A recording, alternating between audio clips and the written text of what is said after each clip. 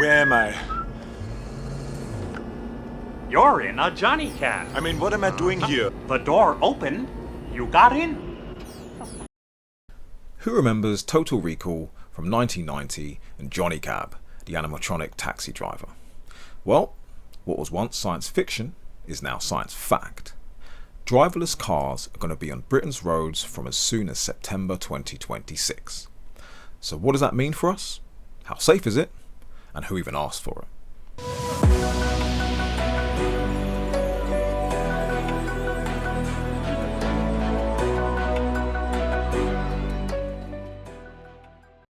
Hello, my name's Ryan, I'm the Code Legal Lawyer, and I give a legal view on the latest news. The aim of this channel is to bridge the gap between you, the public, and the law and legal processes that govern our lives, which can seem overly complicated at the best of times, so stick around if you want to learn more. Now, from what I understand, driverless cars are already on our roads. However, there are humans inside those vehicles as an obvious safety net. This is what's going to change in September this year. So, if we have a look at the article from the BBC, it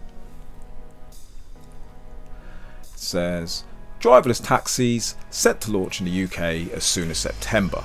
And it's going to be Waymo, a US firm operating a robo-taxi service in London. We just scroll down. They're currently being operated by a safety driver, but when the service launches to paying passengers, there'll be no human at the wheel. And we've got a quote from Lillian Greenwood, the local transport minister, who said that she expects driverless vehicles to make city roads safer, and unlike human drivers, automated vehicles don't get tired, don't get distracted, and don't drive under the influence. She added that they would have to meet strict safety standards, including protection from hacking and cyber threats, before they'd be allowed on the roads.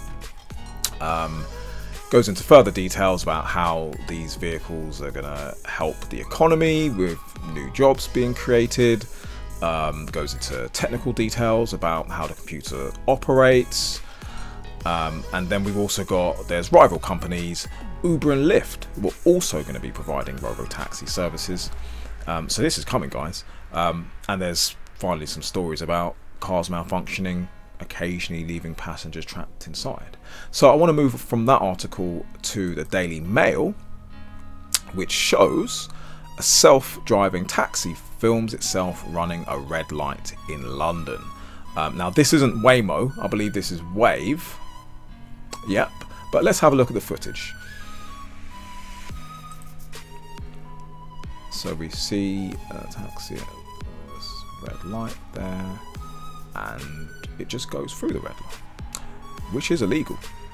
Okay, and then there's another article as well, Daily Mail, driverless car slams on brakes after mistaking a bus advert for real people. Okay. So we can obviously see there's some teething issues with this, which need to be ironed out. From my perspective, looking at this, it's obviously being promoted as making the roads safer. The robo-taxis are operating from a binary logical position. That's why Miss Greenwood said that, you know, there was going to be no tiredness, and really it's going into the predictability of computers. However, as we know, humans are unpredictable. So the question is, how are those two factors going to merge? How is the predictability of robots going to deal with the unpredictability of humans? Presumably that's what all the testing is, to deal with all the potential scenarios that can occur and deal with them in a safe manner.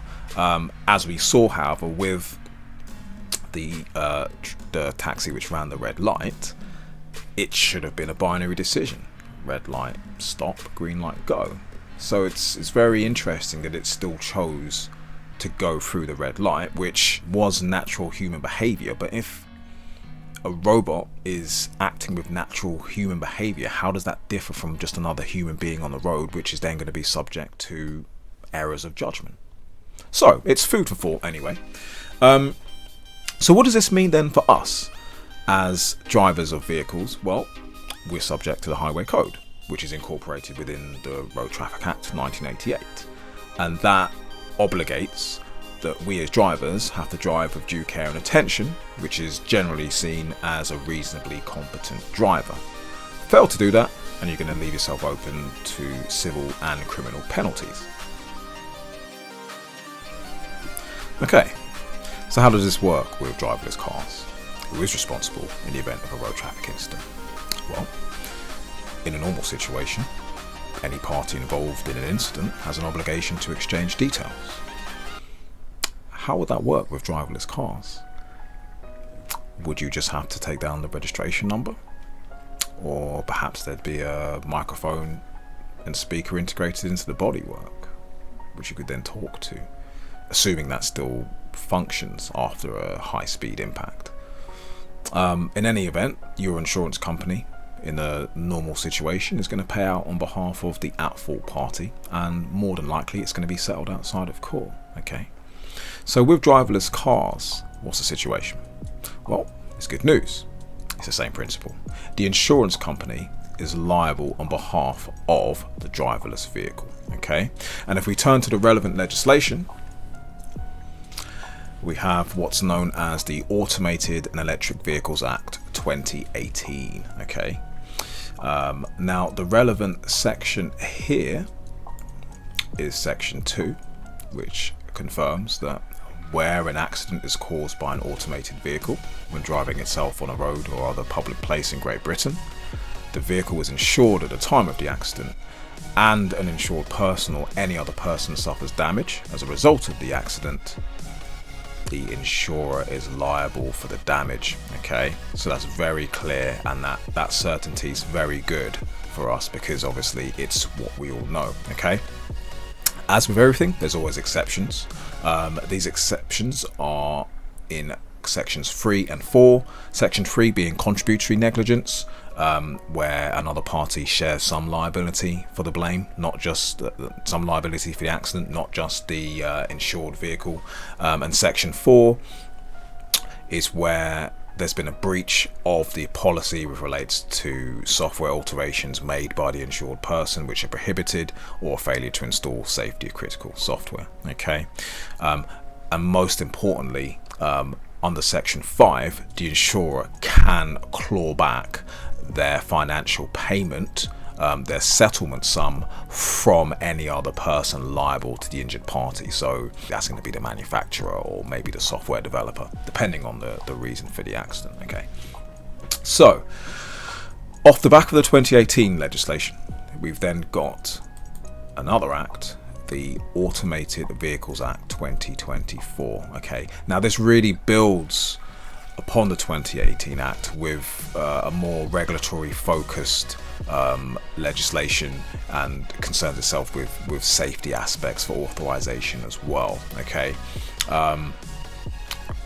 the most important part for our purposes is section 4, in which subsection 3, in relation to each feature identified, the authorization for these driverless vehicles must specify whether the mode of operation is user in charge or no user in charge. Okay, user in charge means that there's a human inside the vehicle, and no user in charge means there's no human inside that vehicle. Okay, and I just want to address the user in charge feature first of all, where there is someone in the vehicle.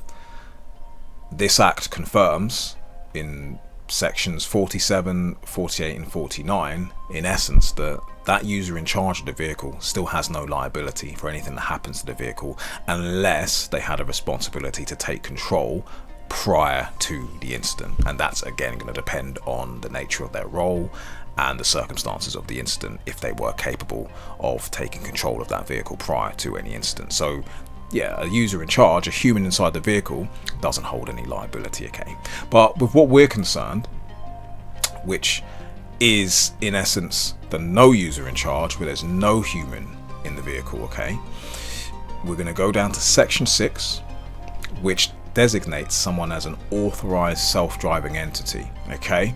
And that entity has responsibility for ensuring that an authorized automated vehicle continues to satisfy the self-driving test by virtue of its authorized automation features, okay? So when we're looking at that authorized self-driving entity, that's going to be something like the actual manufacturer of the car, okay? Moving then to section 12.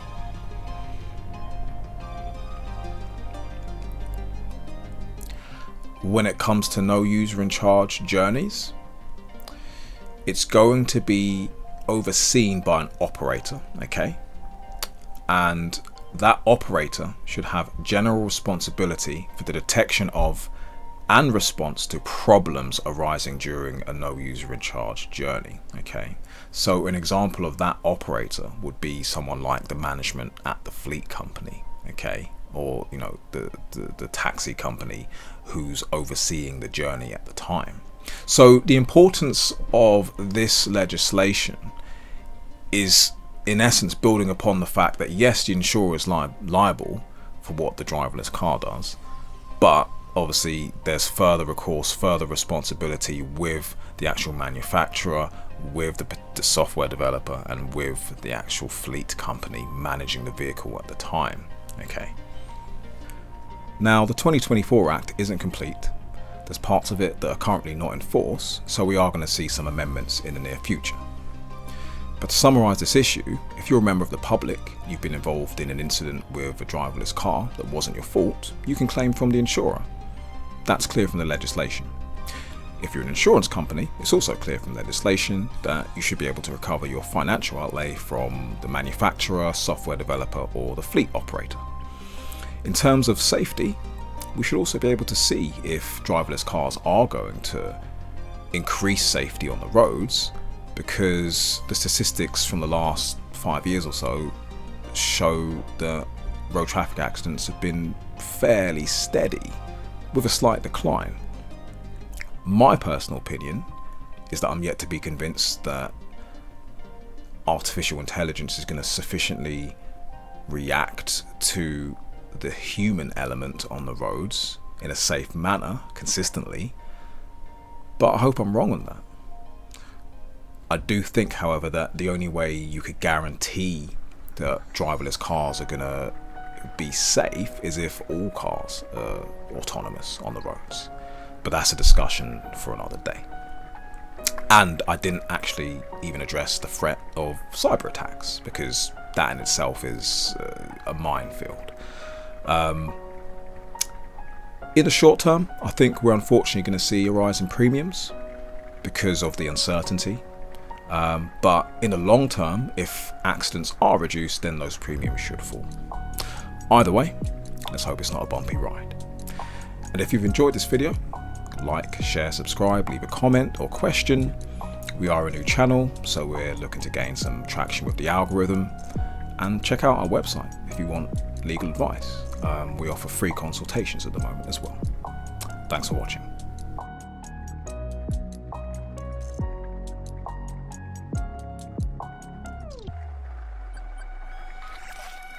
Fasten your seatbelt.